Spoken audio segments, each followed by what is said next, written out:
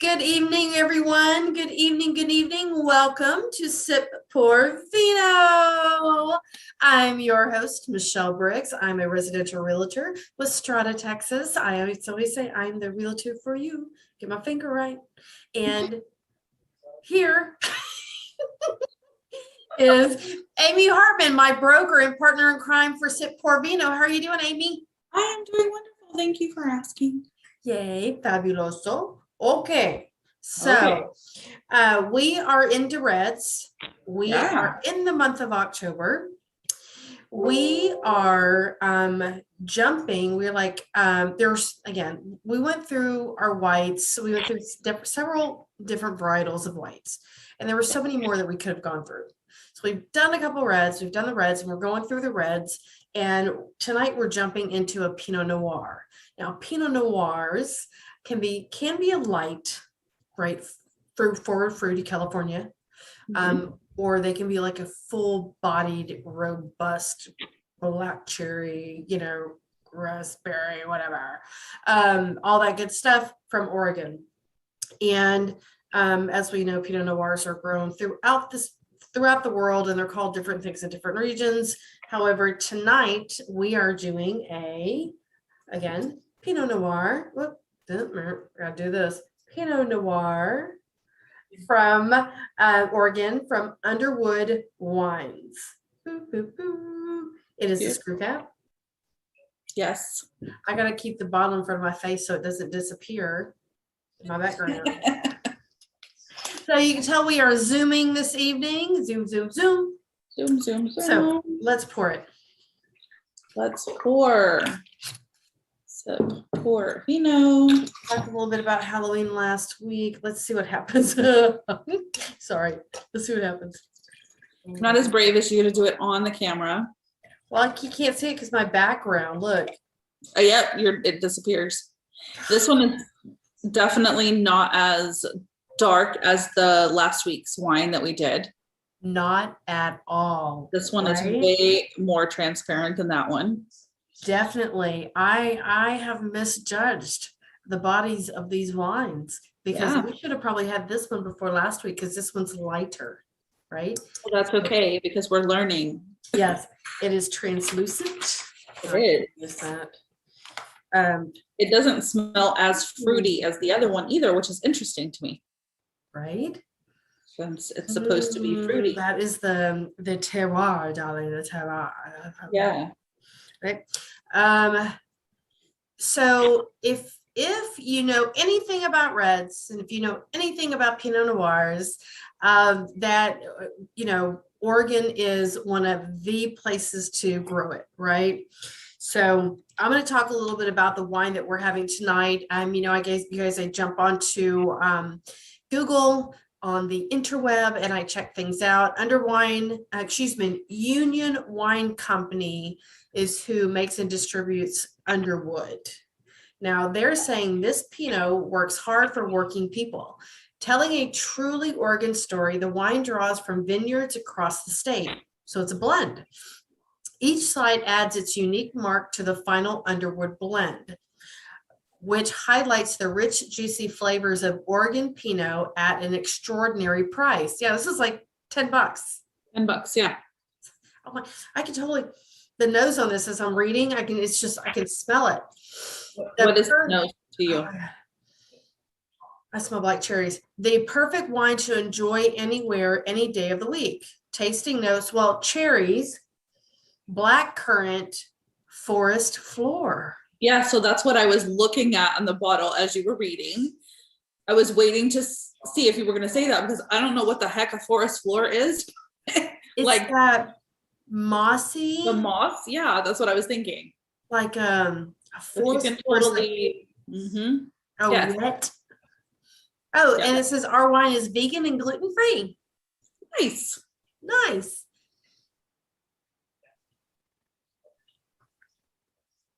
I feel like this is way drier than the one that we had last week. It was dry. It's drier and it's more minerally, right? You can taste more dirt, right? You can taste the floor of the forest for sure. Exactly. This is not fruity. The nose on this, I don't It's taste way. I don't taste the cherry at all. I smell it.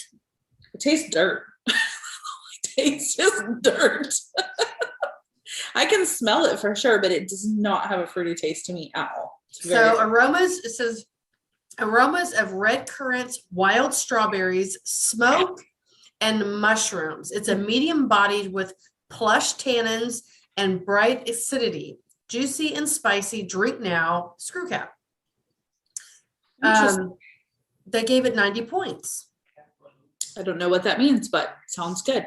Well, there is that is a whole episode all in itself. That's a whole live all by itself talking about ratings. A lot of people, was it Wine Spectator, Wine Enthusiast? Mm-hmm. Just really quick, years ago, they came up with this rating, just 0 to 100. Yeah. And it's okay because people go in going, oh, I want at least a bottle that's, 90 points, 92 points, 95 points, 99 points, they base it, and that's off of someone else's taste buds, right? It's a sommelier. In fact, when it first started, I don't know if it was a sommelier or not that started. However, it was just a way for them to grade the wines inside of the magazine. Oh, interesting. And it just took off. So Wine Spectator, it might have been Wine Spectator, because when you look, and Wine Spectator rates this as a 94. And sometimes when you're at the wine store, you'll see the little tags that says 93, 95. So that's just their rating of what it is. It's not necessarily the winemaker's ratings. Of course, I'm sure it would be 100 every time. However, they just have individuals that rate it, and a lot of it leans on this Wine Spectator that rates it, and they have different people that taste it and that are professionals in their region, sommeliers, blah, blah, blah, whatever that is. There's a grading system that they go by. So this is 90 points. You don't want to go under 90. So it is on the lower end of the scale. However, 90's not bad. And if you don't really know what the scale means and what, 90 is a good number, right? It's an A. Yeah. It's an A-, but it's an A. It's an A. It's an A. Exactly. So Oregon Pinot, again, it's the region, it's the geographic area as to why it's so fabulous to really, when you go to a restaurant and you want a Pinot Noir, look for Oregon, look for Willamette Valley, look for Oregon for your Pinots. I highly recommend it. So Amy, you have some information for us about that region. Yeah.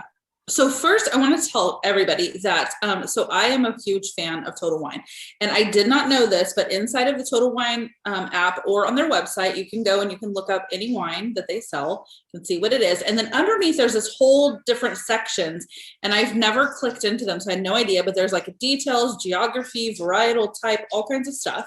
And this is what it says about geography. It's very interesting.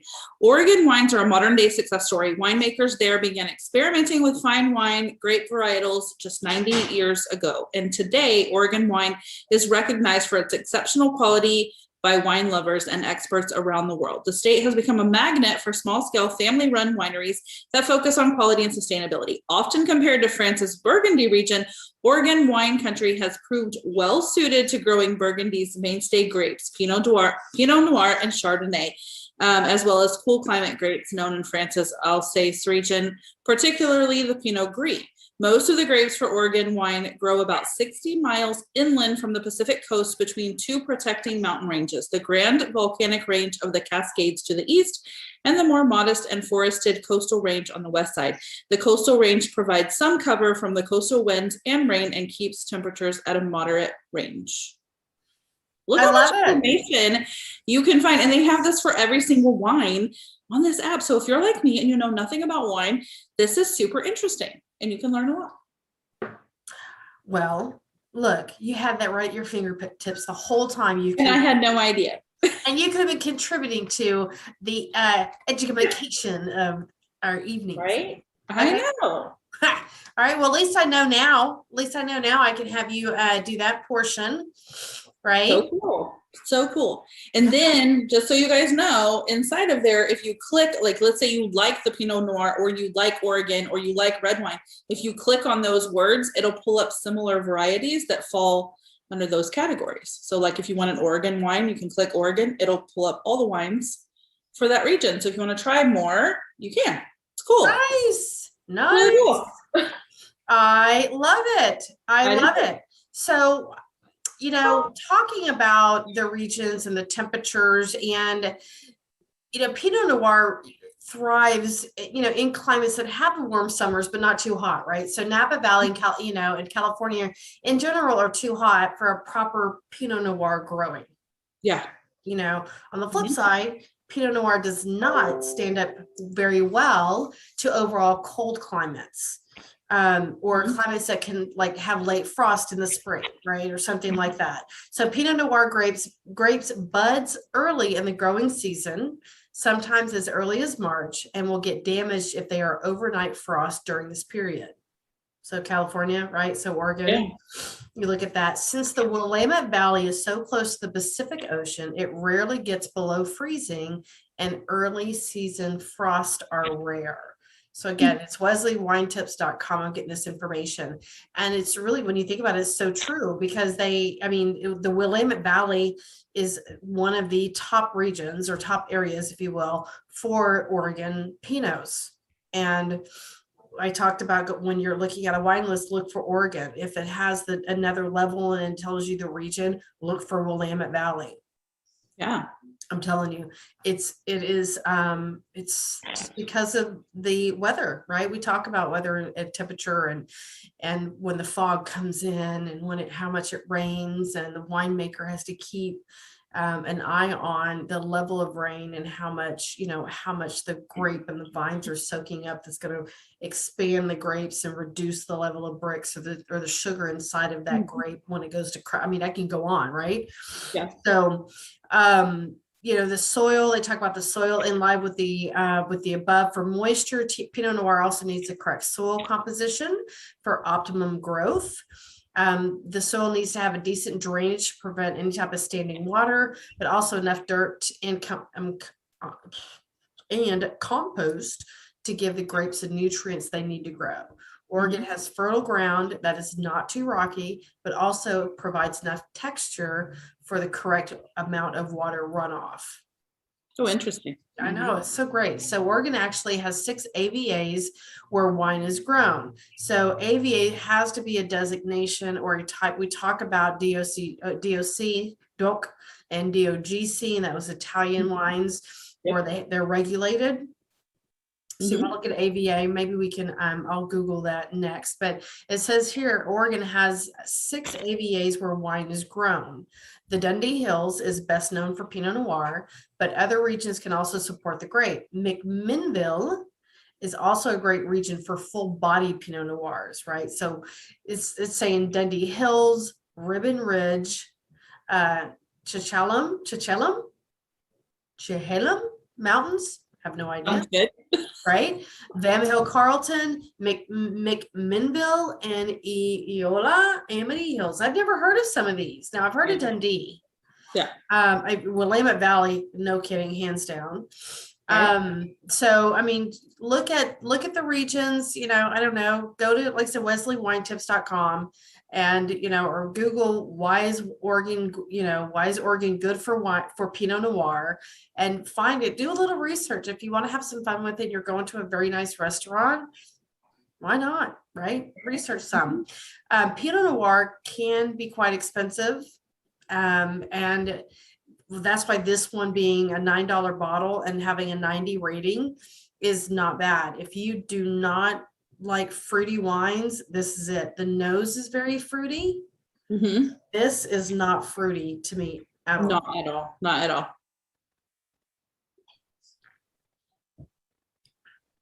It's young. They said to drink it now.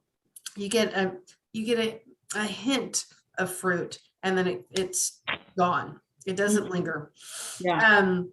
So some top producers in Oregon will charge $60 to $100 for a bottle of wine without blinking. Like, no kidding. Wow. The Pinot Noir grape varietal, it's difficult to grow. and it produces less grapes than other varietals. Mhm. So, it basically means that winemakers don't have that many grapes to work with. So you have to, there's a whole thing on it, right? You can do a whole nother Facebook Live about it. It's how it's produced. Like I said, it produces less fruit. So with less fruit means less wine. That means it goes into less bottles. Supply and demand, maybe. Yeah. So it can be, there are small winemakers out there that have allocations. There are wines that are allocated. That means they only make so many, and you're only able to buy so many. Like a wine distributor can only get X amount of that bottle. Right.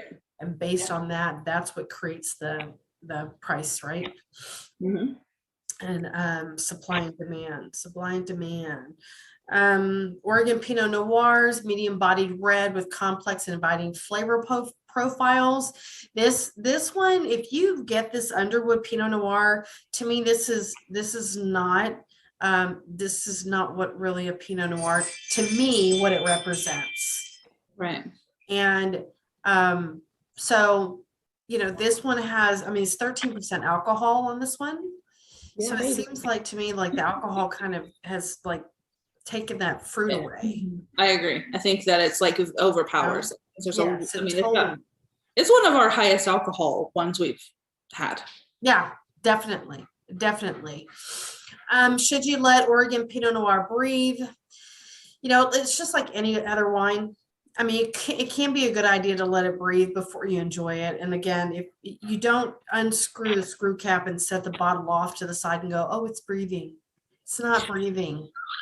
Is it, if are you looking at the top, like this portion is breathing. Right. It drives me insane. I'm letting the wine breathe. Well, if you want to let wine breathe, you decant it. Yes. Even I know that. Girl, I've had people they're like taking the pop, they pop the cork and they set it off. I'm like, what are you doing? They're like, I'm letting the wine breathe. I'm like, what, the top inch? Like yeah. Okay, what year is that wine, first of all? Okay. Second of all, what are we drinking to where it makes you feel like you need for it to breathe? Because some wines it just doesn't matter. Like it just doesn't matter.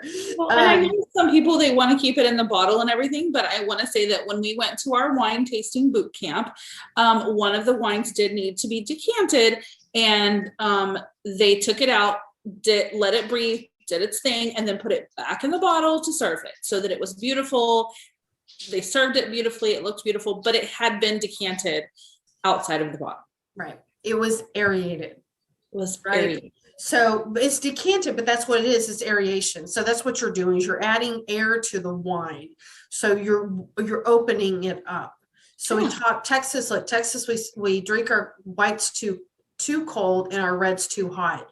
You do not serve a red at room temperature. That is a no-no. Our room temperature is 70 something degrees. Like, I'm sorry. That is like, there's no flavor to it because you've opened it up. You've opened every bit of it. It just all you're tasting is like alcohol, basically, right? Yeah. And it's tanny, it's dry, and there's no really like, oh, this is supposed to be like black cherry. It's too hot because it's just opening. So you serve your reds. When you have a bottle of wine, you store it sideways to keep the cork wet. You can keep it out if you want to store it room temperature, fine. That's fine.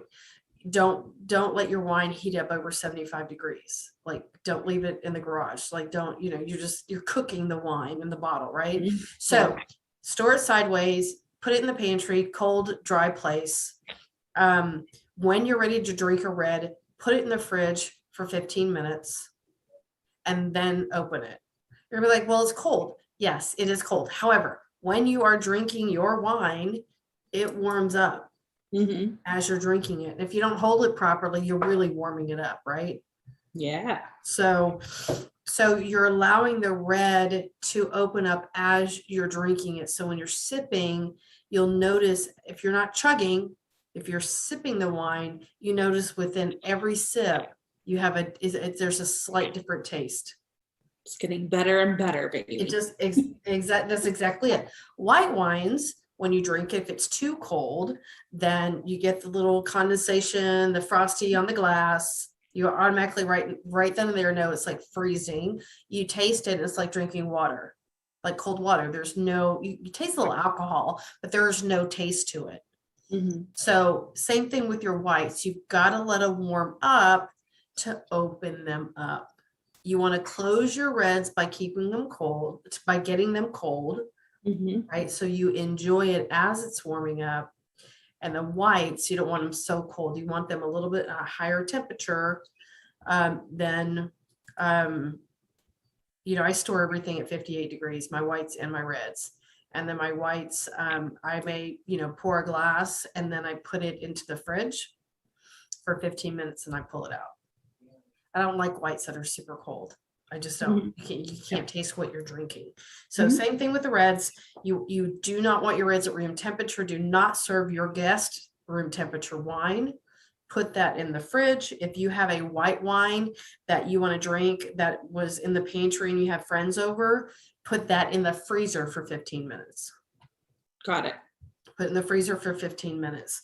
And then, like I said, it should be just fine. It should be just fine at that point. But don't open don't be like, just leave it in the freezer for 15 minutes. If you have to set a timer, set a timer. And you're right. So anyway, I went off on a tangent about temperature. What was I talking about? I don't remember, but that was good. All right. So what do we pair with Pinot Noirs, Oregon Pinot Noirs? So look at mild to medium cheeses, steak, or surf and turf, right? Duck. I love duck. Yes. Pinot Noir and duck. Yes. Yes. Salmon, roast chicken, pasta dishes with red sauce or robust mushroom sauce. Now, like this wine would go with a mushroom sauce because of like the terroir, the dirt, right? That's in here. And even since it has mushroom, you know, tasting notes. So you look at, you know, the forest floor, mushrooms, salami and chorizos, olive pate and rustic bread, French bread with olive oil. Okay, I can see that. And pizza. Oh yeah, I can see that.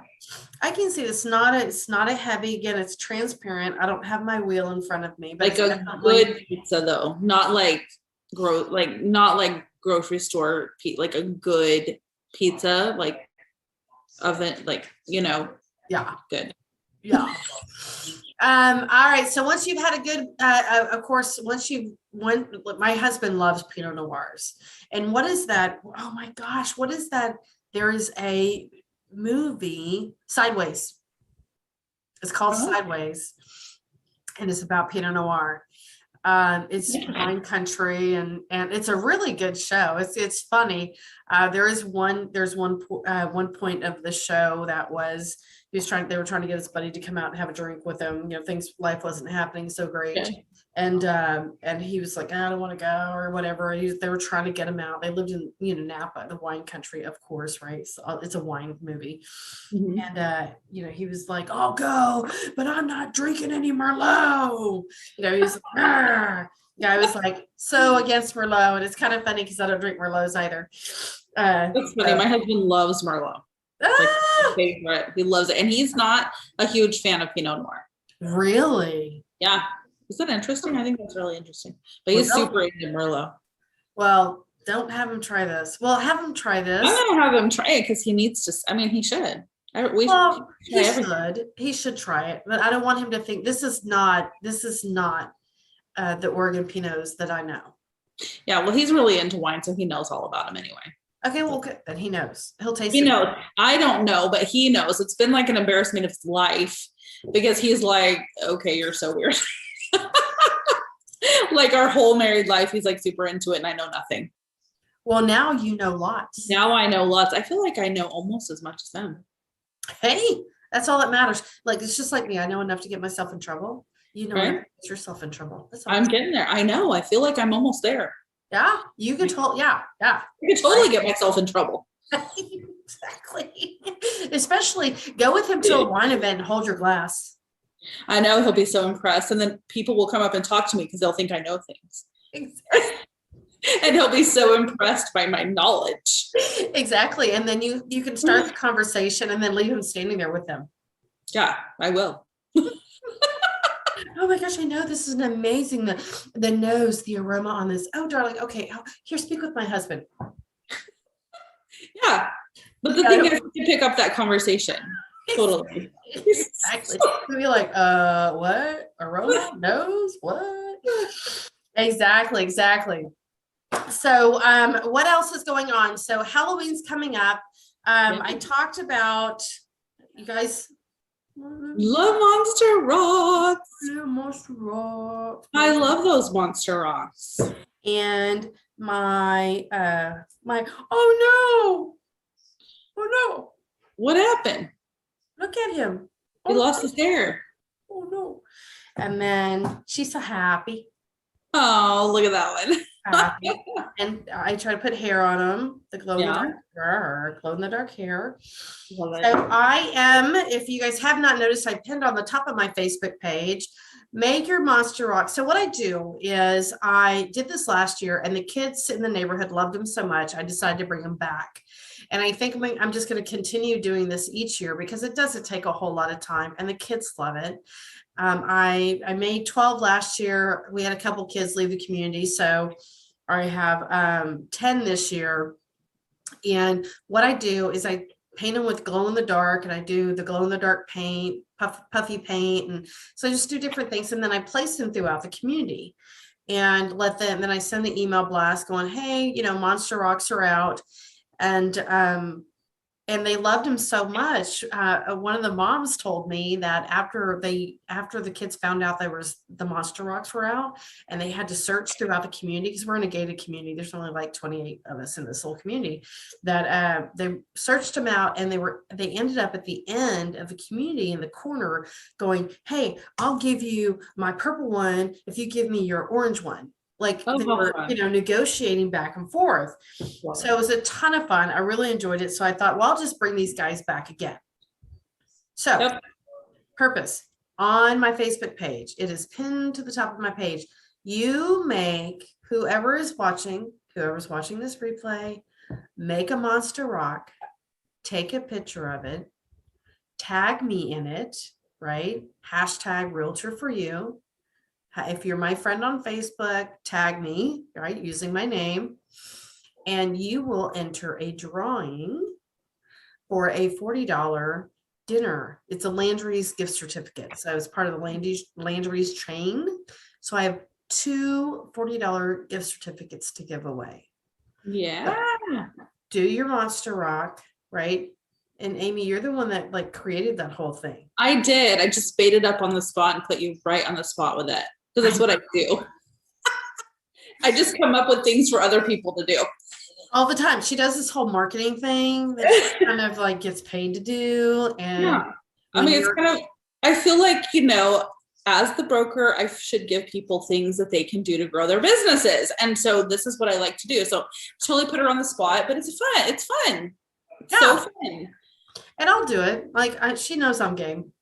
She knows I'm okay, I'll do it. See what happens. So it's pinned to the top of my personal page, not my business page. It is on my personal page. So do your Monster Rock, do a few Monster Rocks, whatever, you put it out there. I think after this, what I'm inspired to do is I'm going to get a bigger rock, and I'm going to figure out, I'm going to paint something. It's going to be nice and pretty. And then on the back, I'm going to put hashtag realtor for you. And then I'm just going to go place it in the community. I'm just going to go put it somewhere on Heights, not Heights Boulevard, but 19th, and put it little something. I'll figure it out, but I'll put something that says, pick this up and put it somewhere else. Yeah. I got to figure it out because you should do it in small businesses in your community and have people go find it at they have to go to the business and then find it, and then they can take it to another business. If they find it, and you can support your community. Look at me coming up with you another. Oh my God. Okay. Stop talking about your ideas around me, because I'll tell you you're killing me, Smalls. All you have to do is tell me an idea, and I'll have 14 more. Okay. Like, That really is a good idea. I mean, something around that. You'd have to think about the logistics of it, but I mean, I just think it's so important to support our local businesses, like support our local communities. It's what we do as realtors. That's our job, is to build strong communities and to support our communities and to give back into the community. So support local, please. Yes, please. All right, you guys, we are at the end of our time. Oh my gosh. We're at the end of our time. It happens every single time. I'm going to close with, of course, hashtag realtor for you. Follow me on Instagram, follow me on Facebook, like my Facebook page, all of that great stuff. If you're thinking about getting into the real estate business, this is a great time to do that. Please do not let someone discourage you from possibly being a part of the American dream or assisting others, because homeownership does matter. And it doesn't matter how many how many thousands of realtors that are in the Houston area. They don't know who you know, right? They don't know who you know, and you have the relationship with those individuals that are looking to buy or sell. So reach out to us. You can hashtag Strada below, hashtag RE below, and we'll be glad to reach out to you and tell you what it looks like. It's a hustle. It takes something. This is not for the weak. Sure. And I cannot, I'm just blessed, and I feel honored to be able to help individuals to achieve the American dream. Just went into contract this past weekend on a home for a young family that's growing their family. So it's super sweet, super nice. And what else? Our last Facebook Live for Sip Pour Vino is November I should have this information already. I apologize. Should be November the 11th. I think it's November the 11th. And that is going to allow people to come in. That is going to be whatever you're drinking. There is no wine choice. It's whatever you want to bring. And if you want to be on camera with us, I will send you the Zoom link. You have to DM me because I have some questions for you. We're not just going to let anybody in. That's right. All right. So you guys, will see you next Thursday, Tips Tuesday. I'm getting back on track with that, I promise. So Tips Tuesdays, 1:00, and then our Sip Pour Vino Thursdays at 7:30. Yeah. All right. You guys have a great evening.